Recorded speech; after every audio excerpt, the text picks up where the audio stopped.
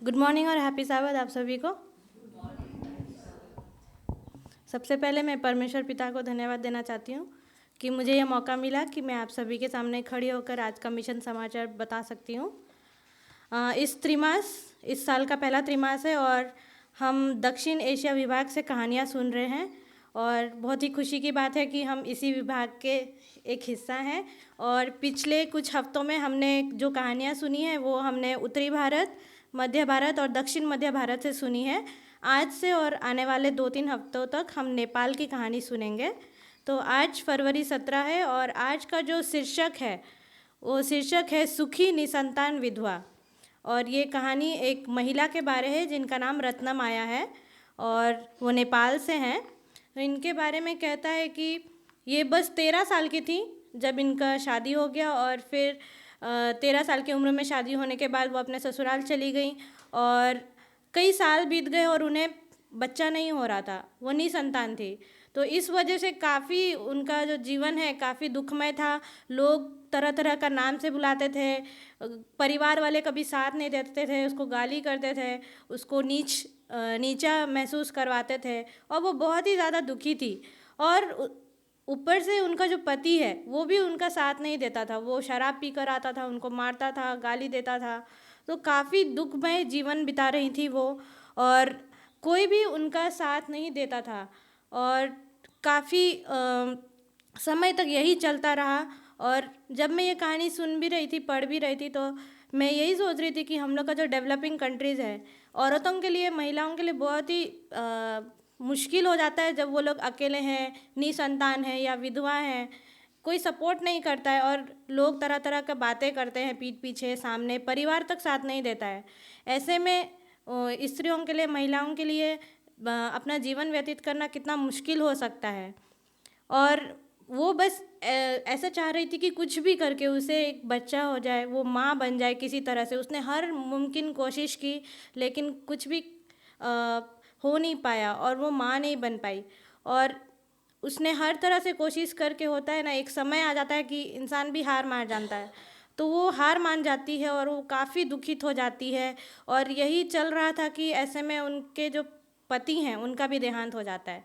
अब वो ऑलरेडी निसंतान थी, अब क्या हो गई, वो विधवा भी हो गई। तो लोग और कोसने लगे और डांटने लगे। उसके परिवार, जो ससुराल वाले थे, वो भी उसका कभी साथ नहीं दिए और वो इतना दुखित हो गई और उसका जीवन जो है और भी ज़्यादा पीड़ित हो गया। और ऐसे में क्या हो गया, कोविड-19 का महामारी शुरू हो गई। ऐसे में क्या हो गया था, हम लोग और अपने अपने घरों में अकेले अकेले सब अंदर रहने लगे। तो इस दौरान वो और ज़्यादा अकेलापन महसूस करने लगी और उसकी जो है जीने की जो इच्छा है वो ऑलमोस्ट ख़त्म हो गई। और वो उसको कोई उम्मीद नज़र नहीं आ रही थी कि उसके जीवन में उसको आगे क्या करना है।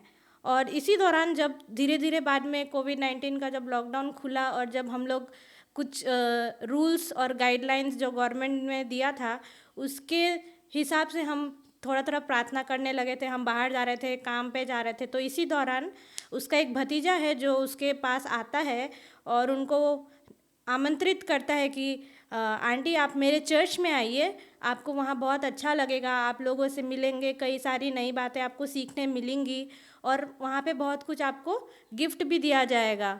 तो उस दौरान जो उनका चर्च था ज़रूरतमंदों को चावल, दाल, कपड़ा, कंबल ये सब बांट रहे थे। और हम लोग के यहाँ पे भी कोविड के टाइम में वैसे ही हो रहा था। तो सेम तो उन्होंने सोचा कि क्यों ना मैं जाके एक बार देखती हूँ। और वो जब गई तो जो उन्होंने जो अनुभव किया वहाँ चर्च में जाने के बाद, उनका एकदम आश्चर्यचकित बोलते हैं ना, वैसा वो रह गई। उस दिन पूरा साबत दिन उन्होंने वहाँ बिताया और जब उन्होंने देखा कि लोग किस तरह से यीशु मसीह के नाम की दुहाई कर रहे थे, गाने गा रहे थे, उनके वचन में से पढ़ रहे थे, उनको बहुत अच्छा लगा। और ख़ास करके यहाँ कहता है कि जो भजन जब लोग गा रहे थे वहाँ चर्च में, उनका मन बहुत ही ज़्यादा आकर्षित हुआ और वो एकदम दंग रह गई कि किस तरह से लोग मिलकर एकजुट होकर यीशु मसीह का आराधना कर रहे थे। और उनको वहाँ बहुत ही ज़्यादा सुकून मिला वहाँ चर्च में जाने के बाद।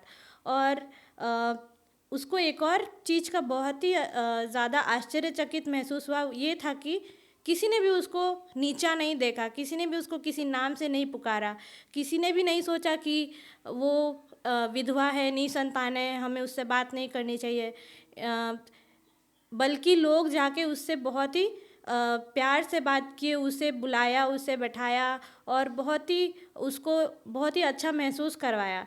तो ये बात उसे उसके मन को छू गई और इस वजह से वो हर सबत जो है चर्च जाने लगी। और पहली बार जो है जीवन में उसको कभी ऐसा महसूस नहीं हुआ कि कोई उससे रिश्ता रखना नहीं चाहता है या फिर वो अकेली है। उसे बहुत अच्छा लगने लगा। और जब वो साबत दिन जो पहला उपासना के लिए वो गई थी, उसके बाद से क्या हुआ, उस चर्च की जो महिलाएं थी वो रत्नमाया के पास घर में आके प्रार्थना करती थी, उसके साथ बैठती थी, बाइबल वचन में से अध्ययन करते थे।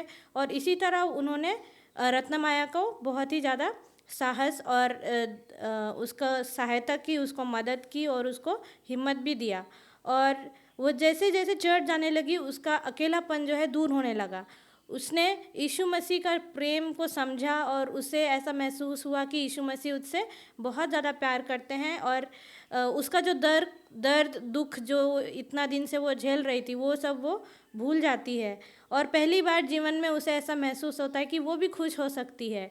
और परमेश्वर जो है, प्रभु यीशु मसीह उसको जो शांति देता है वो उसके जीवन में वो महसूस करने लगी। और यहाँ कहता है कि वो बोलती है कि प्रभु ने मेरे हृदय में अपनी शांति दी है।